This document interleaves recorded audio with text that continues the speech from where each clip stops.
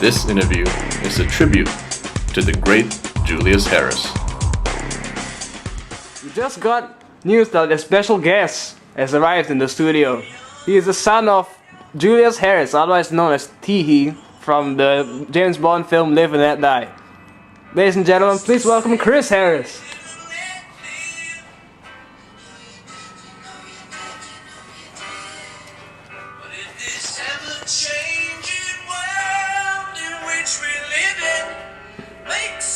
Hey guys, hey, how are you guys?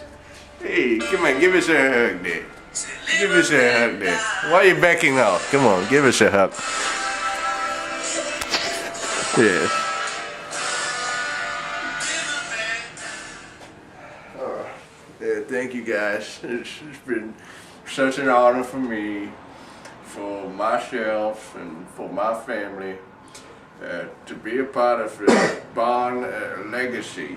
And shut that asshole Daniel Craig out, because back then we made the real movies with Roger Moore and me and that guy with the tobacco and Baron Samedi and Yaphet Kotto and all my dad's friends, you know, and God bless Tee-Hee, you know, that's what everybody say to me, and yeah, God bless my dad, because my dad was a great man.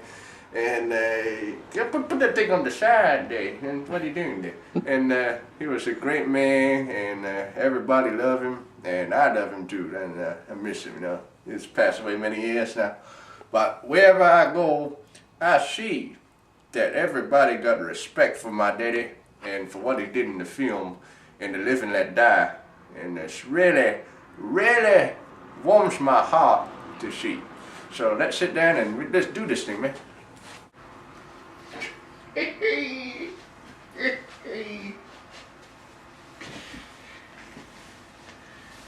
Hey, what's your name, man? I'm McFadden. Oh, yes. Nice to meet you. Yeah, you know the Irish guy? Yes, I think I heard of you before, yes. You're a big celebrity, yeah? Yeah, you've probably heard of a few of my songs. Have you seen my daddy in his films? No, I can't say I have. Oh, you're missing out. I've only seen him in Live and Let Die. Well, it's good, that's the one he's most known for, you know. It's, I dropped a piece, couple of pieces off his ashes. We clumped his ashes in the How'd you drop his ashes? Well, we clumped, you see what we did? We clumped a couple of the ashes. After he got buried, we crematoriumed him. And this lovely crematorium took care of him mighty well. But they put his ashes in three clumps. And there's three clumps, and two of them I dropped. So I dropped two pieces. On the ground there. And now they only have one. But that one is still sitting in his urn in my house, New Orleans, to this day. So what happened to the piece that dropped on the floor? I picked it up and I put it back in. But then something happened a few years ago. The two pieces dropped again. Not the same two, but a two.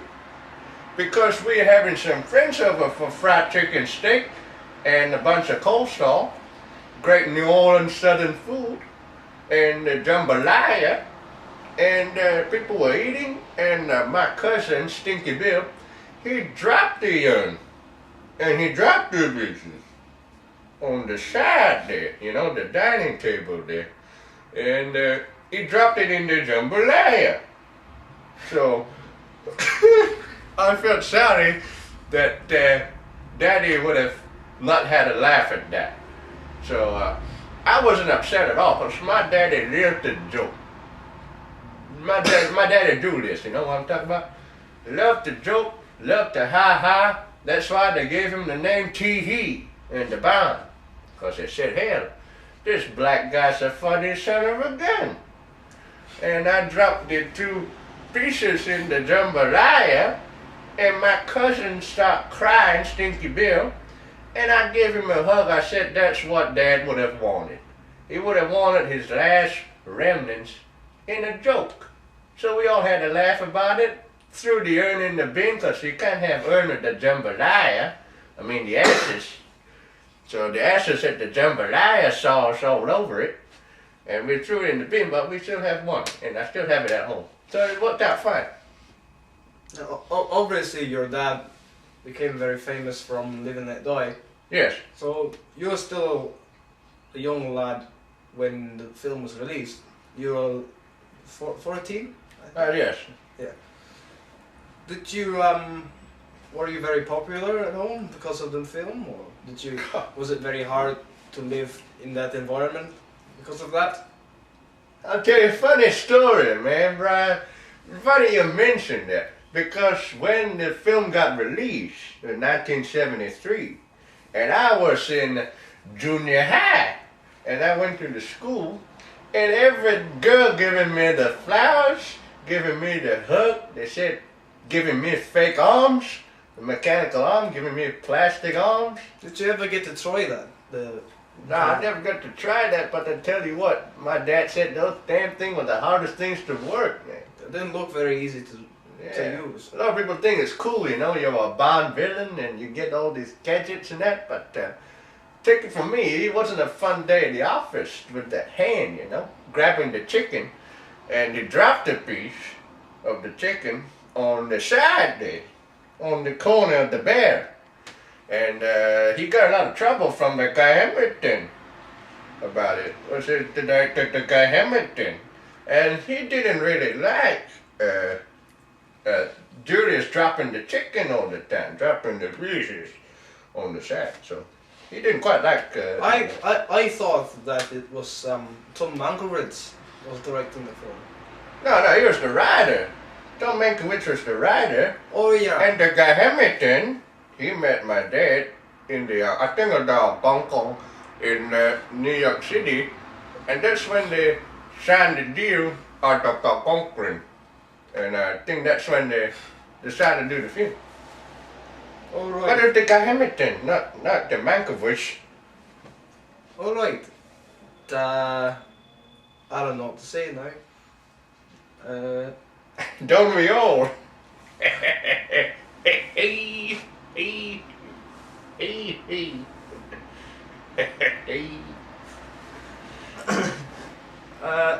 Right.